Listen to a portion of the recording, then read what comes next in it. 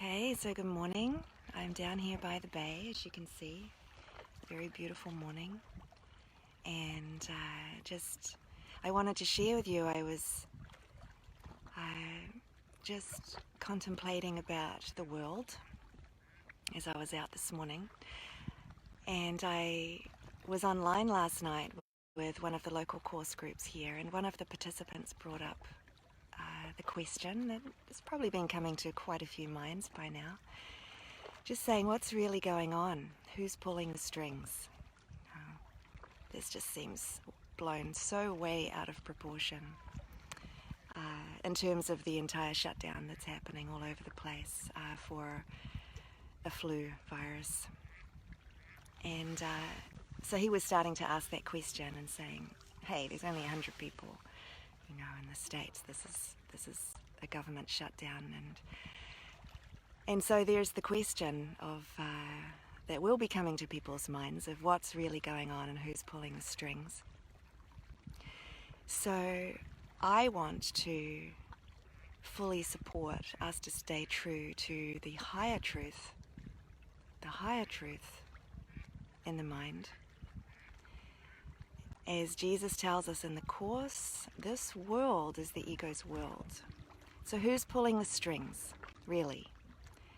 The ego is pulling the strings in the ego's world. If we start getting concerned about external causation, external authority, government regimes, that the mafia is ruling the government, that whatever those kind of fearful conspiracy theories that start coming to mind, if we let them take over our mind, then we're caught in the ego's snare, in the ego's trap, which is what the ego is all about. It's all about keeping the mind in fear. Even if it's just a little bit of fear, that's okay to the ego. As long as you're in fear, then you're identified with it and identified in this world. So Jesus is calling us. Jesus is calling us. He said, my kingdom is not of this world. He said, I'm calling you out of the world. And this is where our freedom lies. We have a choice in every moment to go into the thoughts of doubt, whatever they may be. They may start off being about a virus, then it seems like that's not too scary now.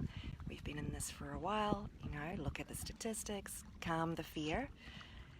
But then the next wave can come into mind that can seem even more scary, So I just want to be the cheerleader for pointing our mind towards the truth and practicing forgiveness no matter what.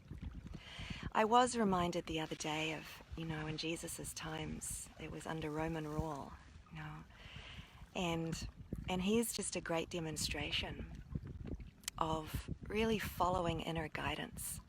He was not fighting against the authority, even though there was a huge amount of energy wanting him to be the ruler of this world and to fight back against the Romans, the ruling authority at that time. And he stayed so absolutely true to the ultimate truth. He knew where his safety lay, and he knew what his message was. And it was, my kingdom is not of this world. I'm calling you out of this world. He did not come bringing a sword to cause conflict. He was about bringing illusions to the truth. He brought a message of love and peace and faith. And that's where our mind has to stay so strongly aligned, particularly during times of change, when the uncertainty gets stirred up. So, yeah, it's always helpful to come back to the higher metaphysics, even the idea of change, because Jesus says in the Course, make this year different by making it all the same. So wow, how's that for a challenge? How's that for a challenge? How about Make this year different by making it all the same. And the only way to do that is to find what does not change, is to find the consistency within, to join in the truth, in the changelessness, beyond appearances, beyond form, beyond thoughts that have anything to do with this world.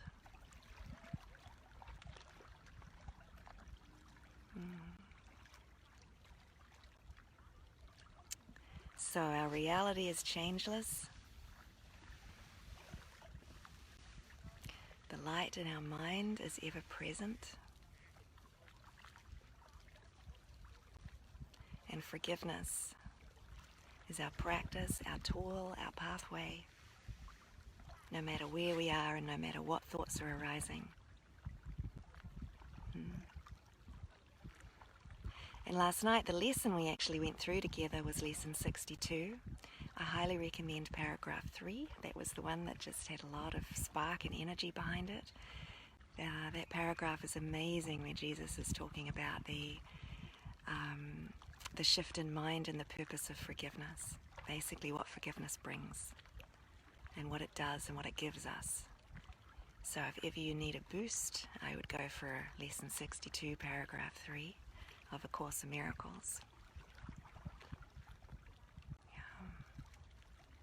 There's so much support and so much available right now. Also, if you haven't been tuning in live, they're coming to the end of the retreat, David and Francis in Mexico. They've been broadcasting live every morning from La Casa de Milagros channel and sharing throughout other channels. So all of those recorded sessions are available. You can watch them now, so you could actually be in a retreat every morning if you'd like to. And you can listen to this truth and answering the call and depth with joy, for the next 7 days if you'd like to. And I highly recommend listening to yesterday morning's session. It was amazing. David was just bomb. The spirit came through him so clearly, just so amazing and strong. It was like the voice of the spirit pouring through. A reminder of speaking about Paramahansa and how strong and certain he was in the spirit. He would just start channeling the spirit in such absolute presence, where there's no room for doubt. So I join you in the strength and the certainty of who we are. All my love to you.